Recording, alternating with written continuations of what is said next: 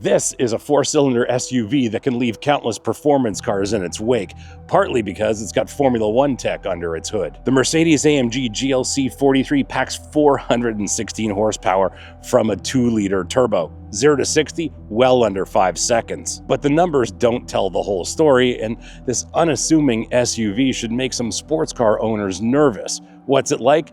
Buckle up, my friends. Let's go for a drive. I'm your host, Brian Makse, racer, lover of driving fast, fun things. And on this channel, you get reviews for drivers from drivers. Now, this AMG 4-cylinder turbo is something I've wanted to try for some time. It's the first opportunity I've had to really give it a shot. And full disclosure, our racing team uses Mercedes-AMG race cars, so I might be slightly biased, but I'm still incredibly curious how this 4-cylinder turbo works, especially in an SUV like this. And before we get into what it's like to drive, let's have a look at it in a little more depth. Long gone is the 6-cylinder, and the Formula One drive tech is actually no joke. I think, if memory serves, this is the first time we've experienced an electric turbo. Now, keep in mind this AMG GLC 43 isn't the top of the range. It's positioned between the regular GLC and the AMG GLC 63 SE Performance. Under the hood is a 2-liter 4-cylinder. It's longitudinally mounted, not transverse, so this is rear drive architecture, my friends. Now, about this turbo, Mercedes embedded a tiny electric motor directly on the turbo shaft that instantly spins to 175,000 RPM when you touch the throttle. What that means is there's no waiting for exhaust gases to spool up the turbo. This is a mild hybrid with a 48-volt system. There is an integrated starter generator that actually provides 13 horsepower. Combined, everything makes 416 horsepower at 6,750 RPM and 369 pounds of torque at 5,000 RPM. The transmission's a 9-speed AMG-tuned automatic with a wet clutch instead of a torque converter. AMG also tunes the all-wheel drive system with a torque split of 31% front, 69% rear.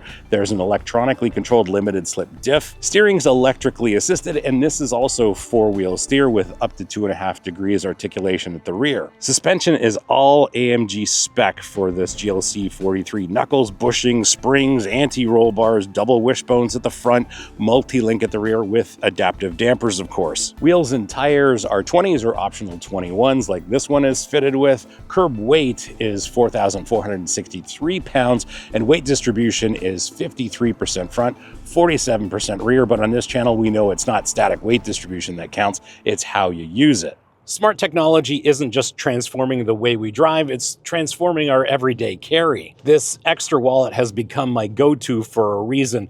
The ultra-slim profile doesn't create an awkward bulge in my pocket, even when I've been behind the wheel for hours. This Finder card is what sets it apart. It connects to your phone, and if you misplace your wallet, you can ring it or check its last location on a map. And if you misplace your phone, you can double-click this button, and it will ring your phone even if it's on silent. My viewers can get up to 40% off at Extra's anniversary sale with the code BrianMakse.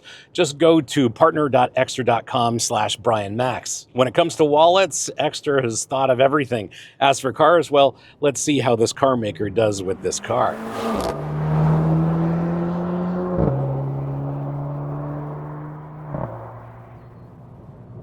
Here in the driver's seat, we've got a modern Mercedes cockpit, lots of screens.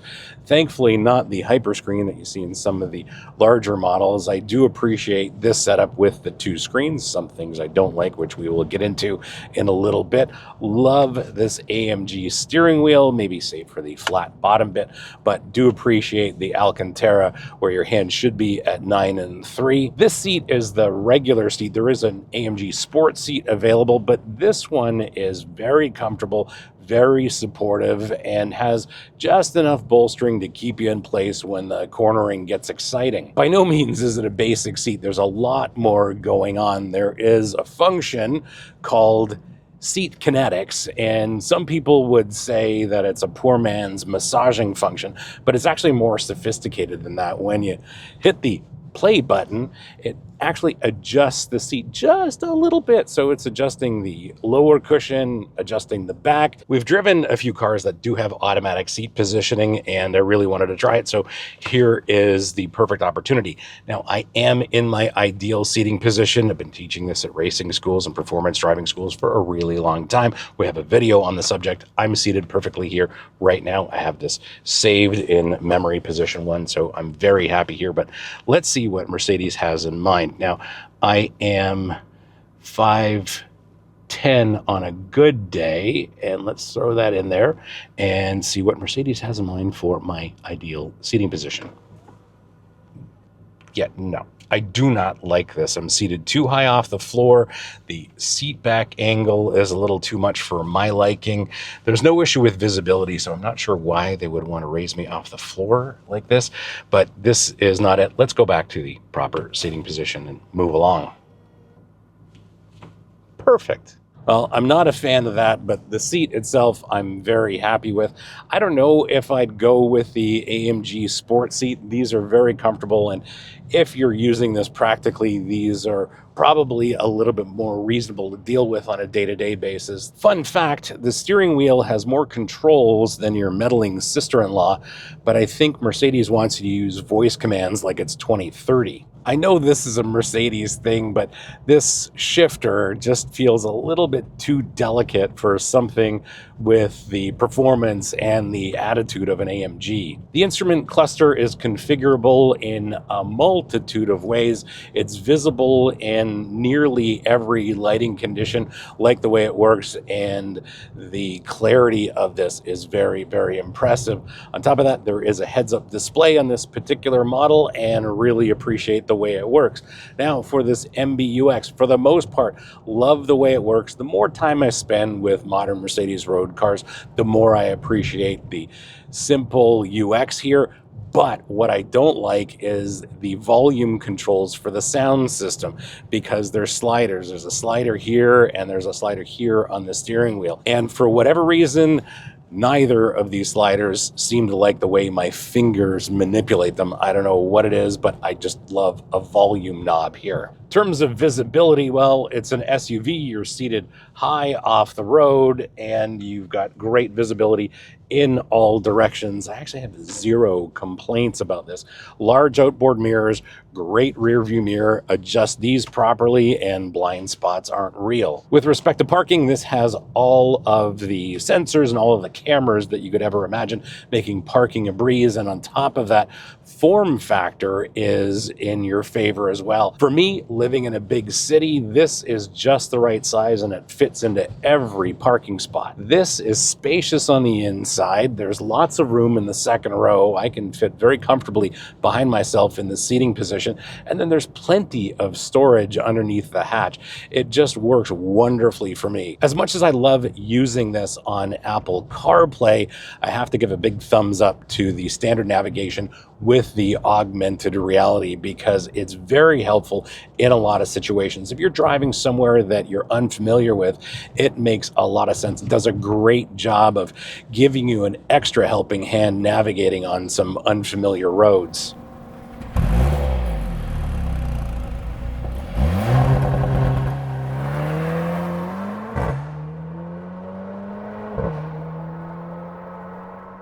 Launch control, it's a no-brainer.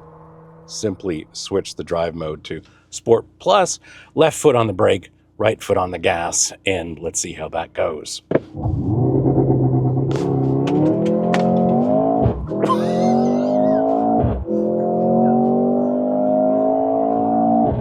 Wow, this is quick and it's incredibly responsive. Plus, it's dramatic. We've got a bit of drama on the instrument cluster with the race start function, and even though they say it does 0 to 60 in 4.7, it definitely feels a bit quicker than that, maybe 4.5. The transmission shifts incredibly quickly, and on top of that, they make the exhaust do a little bit of drama, so it sounds interesting on the outside. Top speeds limited to 155 miles an hour, which is plenty fast enough. I'm not sure if this would go much faster aerodynamically, but certainly fast enough to get you into trouble in any part of the world without an Autobahn. There's a lot to talk about with this engine, and I think when AMG announced this engine, it upset a whole bunch of car enthusiasts, but in reality, it works very, very well. There are a couple of considerations which we will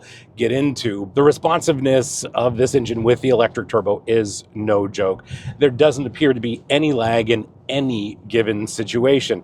On the other hand, the one thing that I did notice is that there is much less of an engine braking effect than I would have anticipated with a performance SUV like this. But when you think about it, we're talking about a small displacement 4-cylinder, so there's not a lot of engine braking going on when you lift off the throttle. Very impressed with the way the transmission works as well. And if we put this into sort of comfort mode, well, it's all much more relaxed in here, but the transmission shifts smoothly up and down the box. There are paddle shifters here, which are definitely useful, and the transmission responds exactly as I want when I'm using the shift paddles as well. The all-wheel drive system, well, to me, it seems simply flawless. I've never been in a situation where it's distributed torque in an unusual way. It just works intuitively, naturally, and you can tell they spent a lot of time engineering this all-wheel drive system.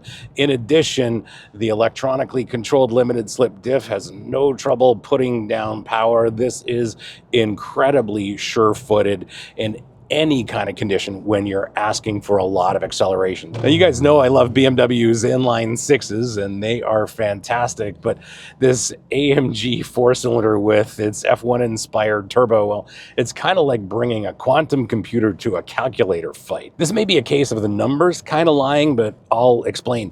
They say it makes 369 pounds of torque, but it feels like it makes a heck of a lot more. Kind of like 450 pounds of torque. But the thing is, it's all available immediately. Kind of like my opinions of drivers who put tow hooks on their road cars.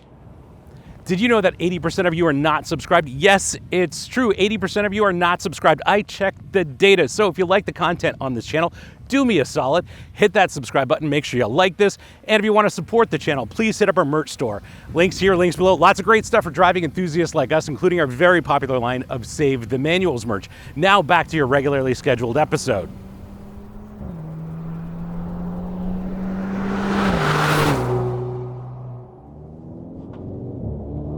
Time to find some corners, don't you think? Let's. Well, this is remarkably good. Now, we do have a very bumpy, curvy road here, but wow. Steering direct, precise, strong brakes. The drivetrain is doing exactly what I want it to do in terms of distributing power, giving me the shifts when I want them. Absolutely perfect. Surprisingly, I'm really not feeling the taller center of gravity here. Now, tough corner, off camber on the exit. Let's see how this goes. Beautiful, extremely sure-footed, and wow, this just launches so hard out of the corners, but does an incredible job of soaking up the bumps as well. Body roll, exceptionally well controlled, and this 43 doesn't have the sophisticated active anti-roll bars of the 63, and this is still impressive. Just carves a perfect line through the corner. Beautiful. I've got a real thing for brake pedals. Obviously, it has to do with the fact that I've been racing cars for a really long time, and I like a strong positive brake pedal, but what we have here is something a little bit different. The control weight of this brake pedal is a little too light for my liking. I'd like a lot more pedal pressure here.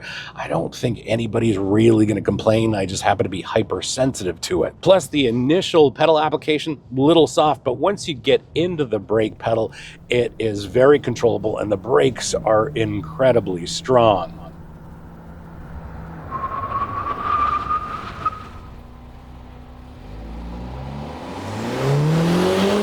steering is great in a lot of ways. Strong on center, it's well weighted. As you'd expect, there's not a lot of feel or feedback coming through the system. Big SUV, electrically assisted steering, but really like the way it works. Plus, you can set your custom drive mode, as I do, to have it set a little bit lighter. You can firm it up, but that is kind of artificial. There's no need for that because there's really not a lot of feel or feedback coming through the steering wheel. But I do appreciate how direct it is and that it is very strong on center, and it is very, very precise as well. Fun fact, in Sport Plus mode, the stability control system allows for 15 degrees of drift angle, which is very, very cool. But I suspect Mercedes engineers calculated that to be the sweet spot between Instagram worthy and insurance claim.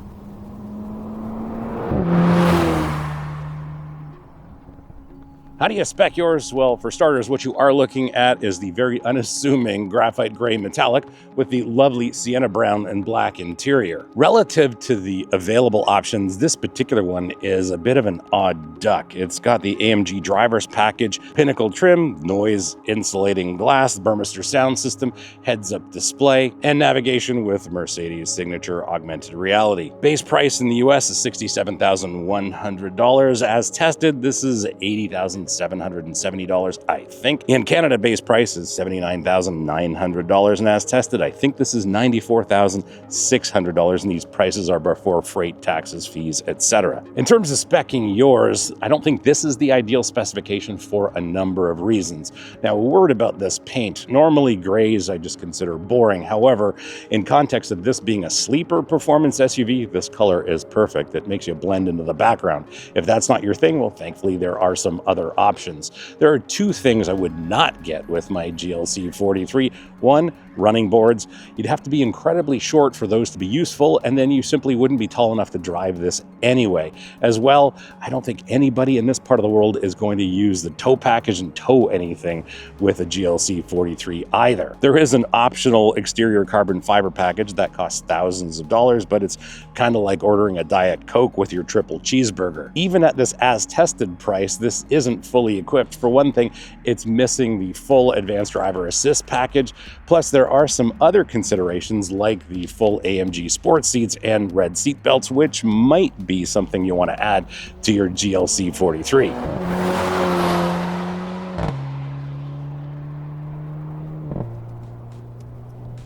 My verdict? Well, let's answer that one question we've been pondering. Is this a sleeper performance SUV? Well, after spending a week with this and enjoying it, I can answer that in one word. Absolutely. What makes it a true sleeper are two things. Its unassuming looks and the fact that most people will never know what's under the hood. To the average person, it's just another Mercedes-Benz SUV, but to those who know, it's hiding Formula One tech that's been democratized for daily use. Brief interruption for fuel consumption, and I think overall for me in mixed city and highway driving, the number I'm getting is about 15 miles per gallon or 15 liters per 100 kilometers for my Canadian friends. And I think if I actually cared, I could do a heck of a lot better, but I've just been enjoying the performance of this GLC 43 way too much and just don't care. And yes, it costs many tens of thousands of dollars, and there may even be some quicker SUVs at this price point, but that isn't what this is all about. If you appreciate some very cool engineering and understated performance, this AMG GLC 43 delivers an experience unlike any other performance SUV. Thanks for hanging out with me today and having a look at this Mercedes-AMG GLC 43. Hope you liked this episode, and if you did, you're not new, you know what to do. Smash the subscribe button, turn on your notifications, like this, and as always, sharing is caring, so please share this with your friends, especially on Reddit, because on Reddit, they really need to see reviews for drivers, from drivers. If you have any questions or comments, please leave them in the comments below. I'll get back to you as soon as I can. And if you want to support the channel, please hit up our merch store. Links here, links below. Lots of great stuff for driving enthusiasts like us, including our very popular line of Save the Manuals merch. Thanks again for watching. We'll see you again next time. And remember, cars don't understeer by themselves, not even AMG GLC 43s. And since you've hung around this long, well, have a look at an episode of one of my favorite modern AMGs, the GTR Roadster. I think you'll like that episode. Thanks again for watching.